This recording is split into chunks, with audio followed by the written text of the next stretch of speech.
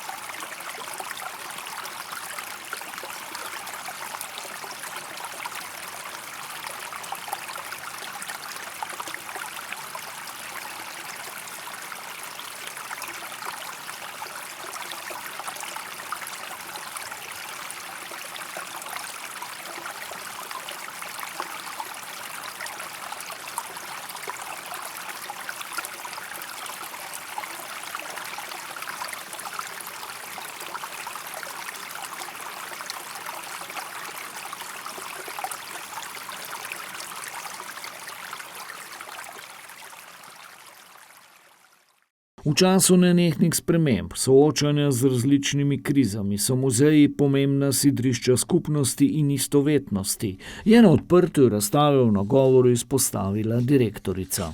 Gre za izjemno pomembno temo, se pravi o vodah, kako pripovedujemo o dediščini kakšna je ta naša dediščina in kako pa predvsem soustvarjamo prihodnost. In zato je razstava Zgodba o vodi pomembna in v današnjem času še kako aktualna. Zato ni presenečenje, čeprav je za oddajo del na natečaj bilo malo časa, da so se posavske izobraževalne ustanove odzvale v tolikšni meri. Ja, mladi so nagovorjeni, da razmišljajo o trajnosti, uporabi vode, kakšno vodo si želijo. Tudi naslov je vodo, ki si jo želimo, ki jo želimo. Se pravi, da so na različne načine o tem razmišljali. In ta njihova inovativnost in ta njihova likovna izraznost je vedno, kako bi rekla, ni presenetljiva, ker vemo, da imajo to v sebi, ampak nas vedno navduši.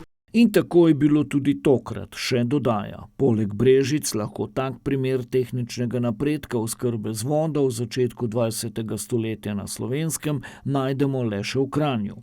Kranjski stolp meri v višino 34 metrov, brežiški 46. Zgrajen je bil leta 1911, torej 3 leta pred brežiškim vodovodnim stolpom.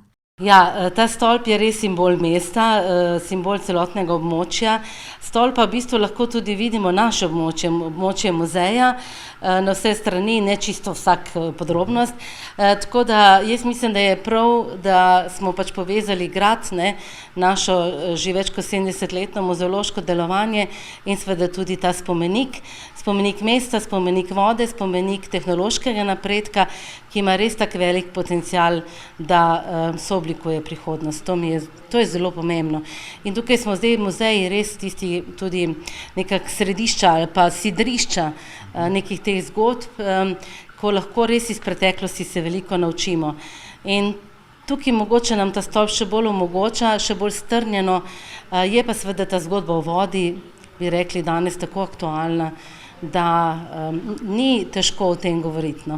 Dan Posavskega muzeja Brežice so zaključili s koncertom v Viteški dvorani, ki je edinstven primer baročnega posvetnega stenskega slikarstva pri nas. Orkester Mandolina iz Ljubljane je eden najbolj prepoznavnih slovenskih ljubiteljskih orkestrov, ki si je za svoj glavni inštrument izbral mandolino. Njihov repertoar zajema tako izvirne mandolinske skladbe, napisane za orkester, kakor tudi glasbo klasičnih velikanov, ljudsko, etno in filmsko glasbo.